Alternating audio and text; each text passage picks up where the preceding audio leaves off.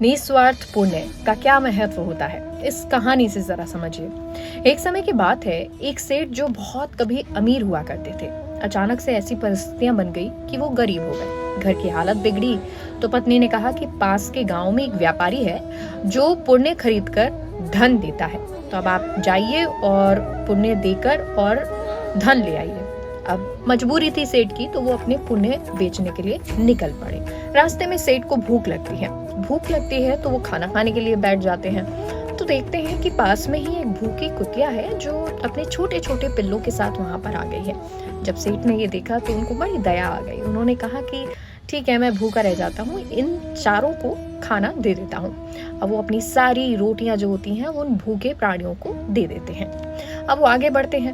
अब वो पहुंचते हैं उस जगह पर, उस व्यापारी के घर पे जो पुण्य के बदले में धन देता था। तो व्यापारी की पत्नी ने कहा कि आज सेठ जी जो पुण्य लाए हो वो दे दो। तो तराजू पर एक तरफ 4 रोटियां रखी गई, दूसरी तरफ हीरे डाले गए। लेकिन हैरानी की बात ये थी कि रोटियों का पलड़ा भारी रहा। अब सेठ को समझ आ गया कि ये तो बहुत भारी वाला पुण्य मैंने किया है, ये पुण्य बेचना नहीं चाहिए मुझे। तो वो बिना सौदा किए घर लौट आए।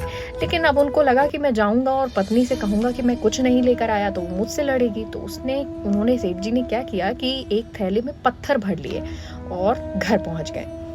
लेकिन जैसे ही सेठ जी घर पहुंचे तो देखते हैं कि जो झोला जिसमें उन्होंने पत्थर भरे थे वो हीरों में बदल गए हैं। तो इस कहानी की सीख ये है कि जो भी बिना स्वार्थ के देता है, बिना स्वार्थ के आप दूसरों को कुछ देंगे तो ईश्वर आपको उसे डबल करके लौटा देता है। निस्वार्थ पुण्य ही सबसे बड़ा धन है।